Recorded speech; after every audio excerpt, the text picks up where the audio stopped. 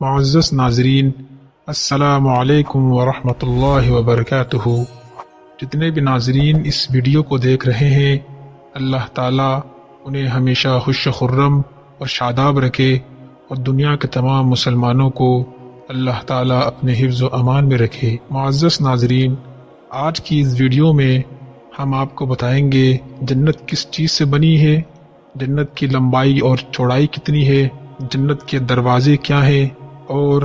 جنت کا پہلا ناشتہ کیا ہوگا۔ چلیے ناظرین، ہم اپنے آج کی اس ویڈیو کی جانب بڑھتے ہیں۔ معزز ناظرین، جنت کس چیز سے بنی ہے؟ حضرت ابو ہریرہ رضی اللہ تعالیٰ عنہ کا بیان ہے کہ میں نے عرض کیا، یا رسول اللہ صلی اللہ علیہ وسلم، جنت کس چیز سے بنی ہے؟ اس کے جواب میں آپ صلی اللہ علیہ وسلم نے فرمایا کہ ایک اینٹ سونے کی ہے اور ایک اینٹ چاندی کی ہے، اور اس کا مسالہ جس سے اینٹیں جوڑی گئی ہے تیز خوشبودار مشک ہے، اس کی کنکریاں موتی اور یاقوت ہیں، اور اس کی مٹی زعفران ہے۔ جو شخص جنت میں داخل ہوگا ہمیشہ نعمت میں رہے گا اور کبھی کسی چیز کا محتاج نہ ہوگا، ہمیشہ زندہ رہے گا اور موت نہ آئے گی۔ نہ جنتیوں کے کپڑے پرانے ہوں گے، نہ ان کی جوانی فنا ہوگی۔ سورہ حدید میں اللہ تعالیٰ کا ارشاد ہے، جنت کی چوڑائی اور لمبائی سے متعلق اللہ تعالیٰ قرآن مجید میں فرماتے ہیں، اپنے پروردگار کی مغفرت کی طرف اور ایسی جنت کی طرف دوڑو جس کی وسعت آسمان اور زمین کی وسعت کے برابر ہے، ان لوگوں کے واسطے تیار کی گئی ہے جو اللہ پر اور اس کے رسولوں پر ایمان رکھتے ہیں۔ معزز ناظرین، جنت بہت بڑی جگہ ہے۔ اس کی وسعت کا اندازہ ادنا درجے کے جنتی کو جو کچھ ملے گا اس کی وسعت کو سامنے رکھ کر لگایا جا سکتا ہے۔ بعض روایات میں ہے کہ ادنا جنتی 1000 سال کی مسافت میں اپنی نعمتوں کو دیکھے گا، اور کسی روایت میں ہے کہ ادنا جنتی کو جو جگہ ملے گی پوری دنیا اور دنیا جیسی 10 گنی جگہ کے برابر ہوگی۔ یہ سب مخاطبین کے سمجھانے کے لیے ہے۔ سورہ حدید میں ہے، عام انسانوں کے ذہن اور سمجھ کے قریب لانے کے لیے جنت کی وسعت کو آسمان اور زمین کی وسعت کے برابر بتایا گیا ہے، اور سورہ آل عمران میں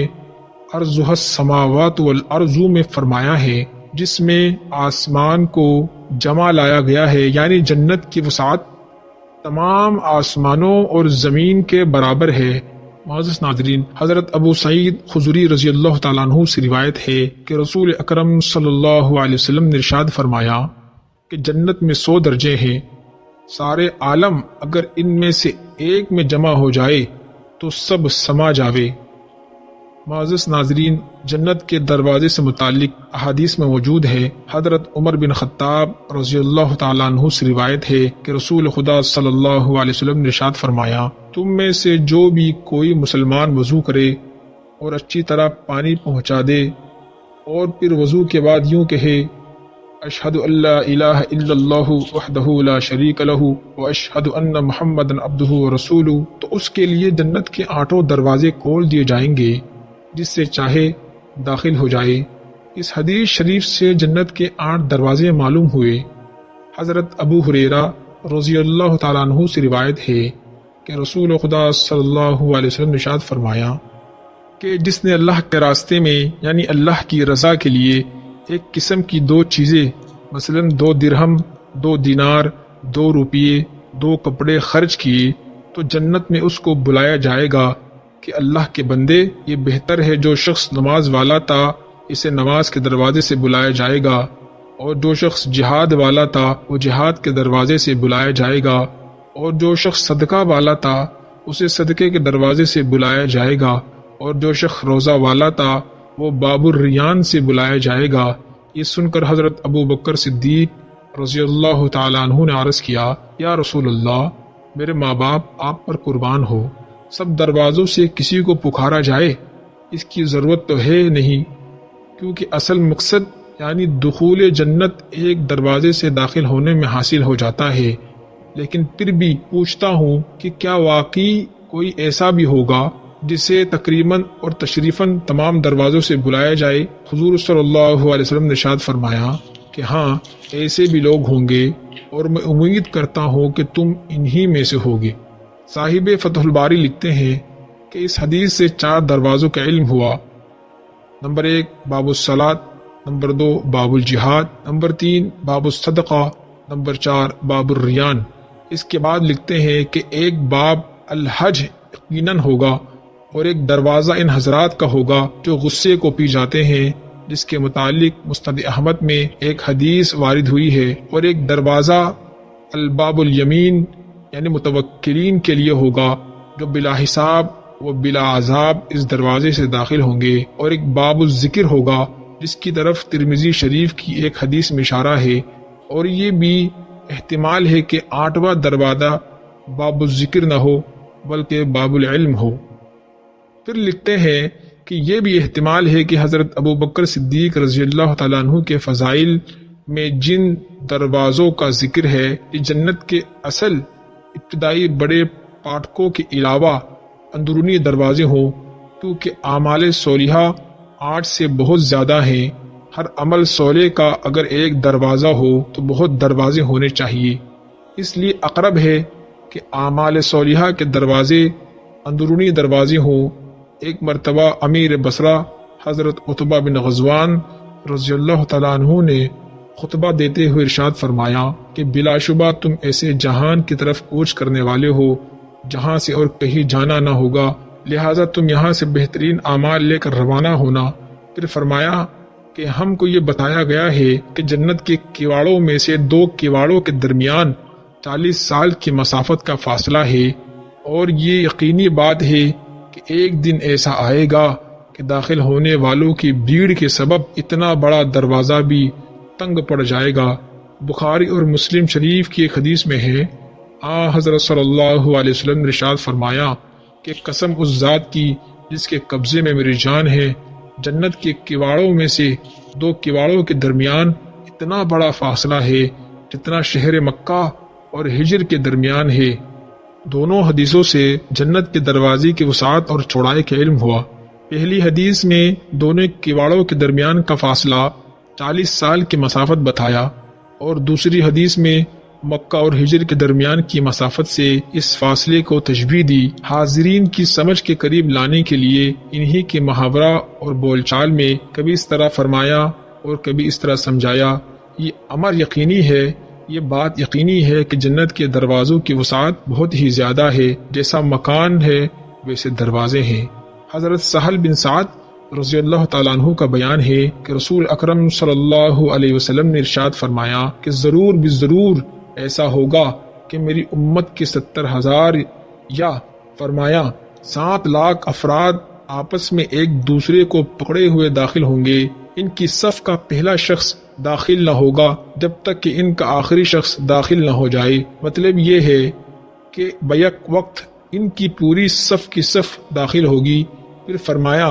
کہ ان کے چہرے اس طرح چمکتے ہوں گے جیسے 14ویں کا چاند ہوتا ہے۔ معزز ناظرین، سورہ ہجر میں اللہ تعالیٰ فرماتے ہیں، بلا شبہ خدا سے ڈرنے والے باغوں اور چشموں میں ہوں گے، اور ان سے کہا جاوے گا کہ تم ان میں سلامتی اور امن و امان کے ساتھ داخل ہو جاؤ۔ سورہ زمر میں اللہ تعالیٰ ارشاد فرماتے ہیں، یہاں تک کہ جب وہ جنت کے پاس پہنچیں گے اور اس کے دروازے کھلے ہوں گے اور وہاں کے محافظ فرشتے ان سے کہیں گے کہ تم پر سلام ہو، خوب خوب مزے سے رہو، بس ہمیشہ کے لیے داخل ہو جاؤ۔ یعنی اہل جنت کو جنت میں قیام کرنے کے لیے اعزاز و اکرام داخل کیے گا۔ ان کے استقبال کے لیے پہلے سے دروازے کھلے ہوں گے اور جنت کے محافظ فرشتے سلام کریں گے اور خوش عیش زندگی کی مبارک بادی دیں گے، اور یہ سنا دیں گے کہ آپ حضرات ایسی جگہ قیام پذیر ہو رہے ہیں جہاں امن و امان اور سلامتی ہی سلامتی ہے۔ یہاں ہمیشہ اور باسلامت رہو گے، نہ خوف ہراس ہوگا، نہ کسی طرح کی گھبراہٹ ہوگی، رنج و غم، دکھ، گٹھن اور تکن کا نام تک نہ ہوگا۔ سورہ رعد میں ارشاد ہے، اور ایسے لوگ ہیں جنہوں نے اپنے رب کی رضا جوئی کے لیے صبر کیا اور نماز قائم کی، جو ان کو دیا اس میں سے ظاہراً اور پوشیدہ طریقے پر خرچ کرتے ہیں اور حسن سلوک کے ذریعے بدسلوکی کو دفع کرتے ہیں، ان کے لیے اس جہاں میں اچھا انجام ہے، یعنی ہمیشہ رہنے کی جنتیں ہیں۔ جن میں وہ داخل ہوں گے، اور ان کے ماں باپ اور ازواج یعنی بیویاں اور اولاد میں سے جو لائق ہوں گے وہ بھی داخل ہوں گے، اور ہر دروازے سے ان کے پاس فرشتے یوں کہنے کو آئیں گے کہ تم پر سلام ہو، اس کی وجہ سے کہ تم نے دنیا میں صبر کیا، سو اس جہاں میں تمہارا انجام بہت اچھا ہے۔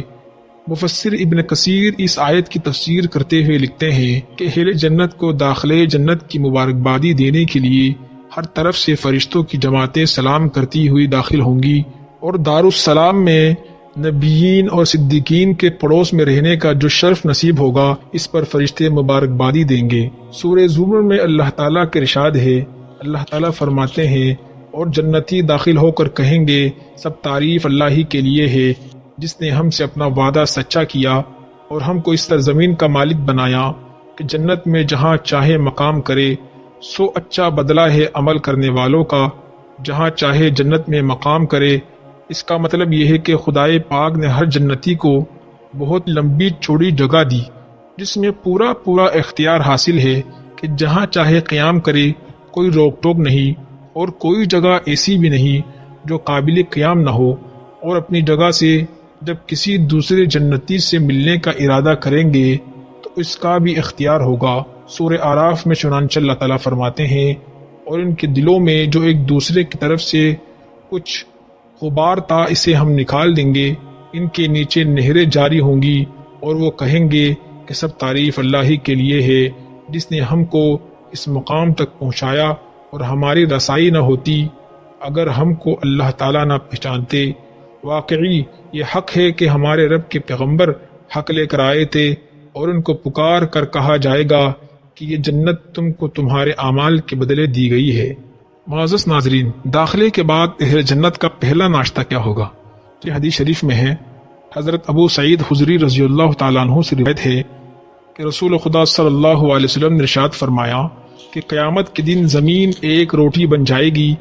جس کو جبار اور قہار اپنے دست قدرت میں لے کر الٹے پلٹے گا، جیسے تم میں سے کوئی شخص سفر میں روٹی کو الٹتا پلٹتا ہے۔ الٹ پلٹ کر مستوی بنا کر اللہ تعالیٰ زمین کو اہل جنت کی اولین مہمانی قرار دے گا۔ حضرت صلی اللہ علیہ وسلم نے یہ فرمایا ہی تھا کہ ایک یہود آ پہنچا اور کہنے لگا، اے ابو القاسم، خدا آپ پر برکت نازل فرمائے کہ آپ کو یہ بتاؤں کہ قیامت کے دن اہل جنت کی پہلی مہمانی کس چیز سے ہوگی؟ حضرت صلی اللہ علیہ وسلم نے فرمایا کہ ہاں بتا دے۔ اس نے اسی طرح بیان کیا جس طرح حضرت صلی اللہ علیہ وسلم نے فرمایا کہ زمین کی ایک روٹی بن جائے گی جسے اہل جنت سب سے پہلے ناشتے کی جگہ کھائیں گے۔ اس کے بعد اس یہودی نے کہا، آپ صلی اللہ علیہ وسلم کو یہ بھی بتاؤں کہ اہل جنت کا سالن کیا ہوگا جسے اولین مہمانی کو وہ روٹی کھائیں گے جو زمین سے بنی ہوئی ہوگی۔ حضرت صلی اللہ علیہ وسلم نے فرمایا، وہ بھی بتا دے۔ اس یہودی نے کہا کہ بیل ہوگا اور مچھلی ہوگی جس کی کلیجی کے زائد حصے سے 70,000 افراد کھائیں گے۔ جنت میں کھانے پینے کے لیے بے انتہا نعمتیں ہوں گی۔ جب جنت میں قیام ہو جائے گا تو برابر کھاتے پیتے رہیں گے، مگر سب سے پہلے بطور ابتدائی مہمانی کے جو ناشتہ پیش کیا جائے گا وہ زمین کی روٹی ہوگا، اور اس ناشتے کے کھلانے میں یہ حکمت ہے کہ زمین میں طرح طرح کے مزے رکھے گئے ہیں جو مختلف علاقوں اور ملکوں میں پھلوں اور غلوں اور سبزیوں اور دیگر اشیاء میں پائے جاتے ہیں، اور چونکہ کسی بھی شخص نے زمین سے پیدا ہونے والی ہر نعمت نہیں کھائی ہے بلکہ کوئی اس پل سے محروم ہے اور کسی کو وہ پل نصیب نہیں ہوا ہے، اس لیے زمین کی روٹی بنا کر اہل جنت کو پہلے اس کے تمام مزے بحیثیت مجموعی چکا دیے جائیں گے تاکہ جنت کی نعمتوں کو جب کھائے پیے تو ہر شخص کا یقین اس طرح سے عین الیقین ہو جائے کہ دنیا میں جو کچھ بھی میں نے یا کسی دوسرے نے کھایا پیا ہے وہ سب جنت کی ہر نعمت کے سامنے ہیچ ہے۔ معزز ناظرین، یہ جو یہودی نے کہا کہ مچھلی کی کلیجی کے زائد حصے سے 70,000 افراد کھائیں گے، اس کا مطلب یہ ہے کہ جگر میں ایک ٹکڑا لٹکا ہوا ہوتا ہے جو کھانے میں جگر کا بہترین حصہ ہے۔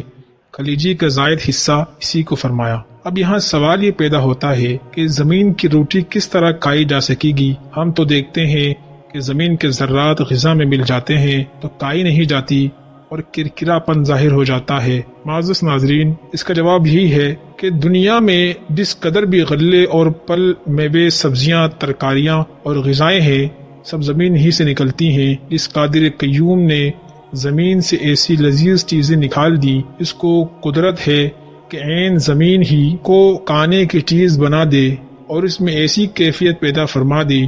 جس سے زبان بھی مزہ لے اور حلق میں بھی آسانی سے اتر جائے۔ معزز ناظرین، ملتے ہیں اگلی ویڈیو میں، اجازت دیجیے، اللہ حافظ۔